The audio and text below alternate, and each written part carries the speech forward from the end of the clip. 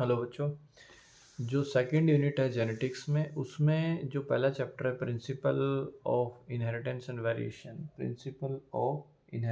Variation, उस chapter में से एक एमसीक्यू क्वेश्चन आना है, एक 2 नंबर का क्वेश्चन आना है, एक उसमें से 4 नंबर का क्वेश्चन आना है।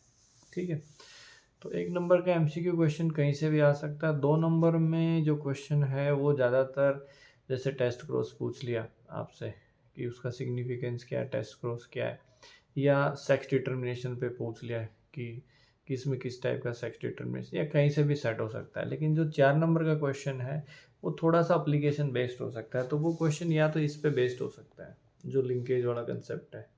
ठीक है, इस डायग्राम को अच्छे से देख लेना।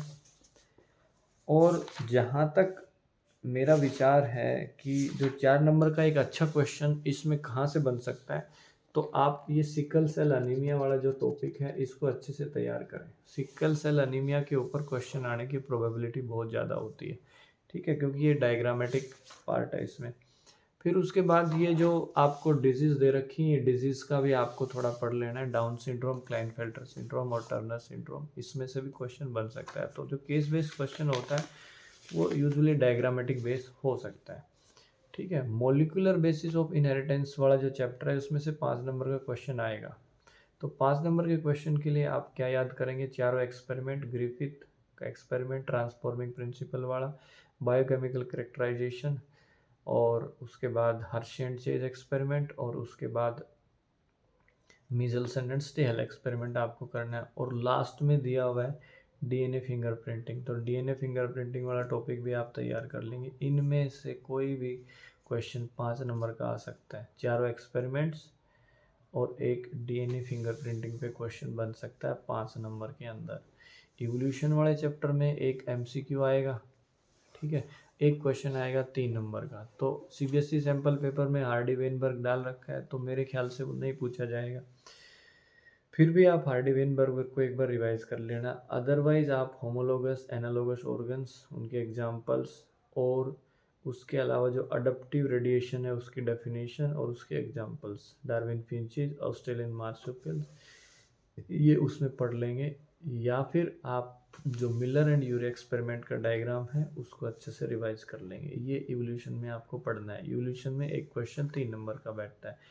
तो आपको जो जेनेटिक्स के दोनों चैप्टर्स हैं, एक तो 5 नंबर का क्वेश्चन, एक 4 नंबर का क्वेश्चन, वो पहले चैप्टर से 4 नंबर का आएगा केस बेस में, दूसरे चैप्टर से आएगा 5 नंबर का। इनको अच्छे से रिवाइज करना है।